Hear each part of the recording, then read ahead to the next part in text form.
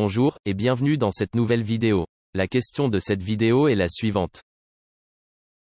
Quelle est la meilleure manière de se parfumer? Passons dès à présent aux réponses. D'après Nicolas Philippot, la réponse à cette question est la suivante. Une fois, j'ai demandé à une stripteaseuse pourquoi les stripteaseuses sentaient si bon. Elle m'a appris le secret de l'odeur des stripteaseuses. Avant de partager ce secret avec vous, je veux juste préciser que la stripteaseuse, et ancienne escorte, était une de mes clientes lorsque je travaillais dans un magasin de pièces de monnaie juste après avoir obtenu mon diplôme universitaire. Elle venait une fois par mois et achetait des lingots d'or et d'argent. Si vous aviez plus de 10 000 $ en affaires pour nous, nous vous placions dans une cabine VIP privée. Je lui ai posé cette question en comptant son argent. Elle a essayé de me donner un pourboire une fois, mais nous avions des règles strictes, alors j'ai dû refuser. Bref, revenons au secret de l'odeur incroyable de la tête aux pieds. Mélangez la lotion pour bébé Johnson & Johnson's, pas l'huile, avec votre parfum préféré, puis frottez le tout sur votre corps nu.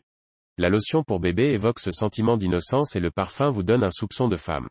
Combiné, vous avez du vilain et du bon partout. Je pense que cela doit être l'une des meilleures façons d'utiliser un parfum. Traduit de l'anglais par Nicolas Philippot. Bonne lecture et prenez soin de vous. D'après Manon Loubens, la réponse à cette question est la suivante. Bonjour, je vois des réponses ici mais qui pour moi ne répondent pas à la question posée, soit la meilleure manière de se parfumer.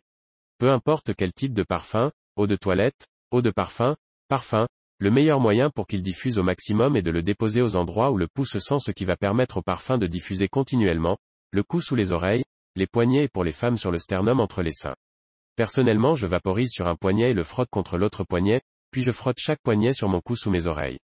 Enfin, pour les parfums qui ne sont pas de qualité énorme, type eau de toilette, je vaporise devant moi et fais passer mes cheveux dans le nuage de parfum, j'ai les cheveux très longs.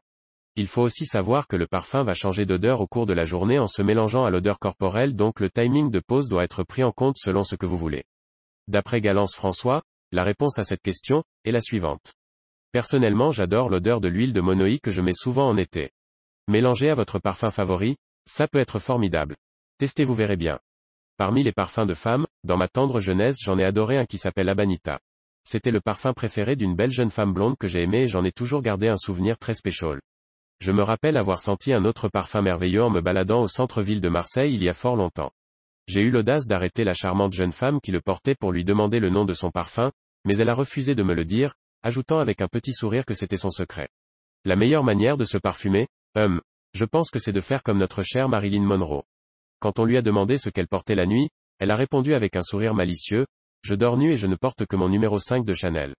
D'après Paul Machado, la réponse à cette question est la suivante.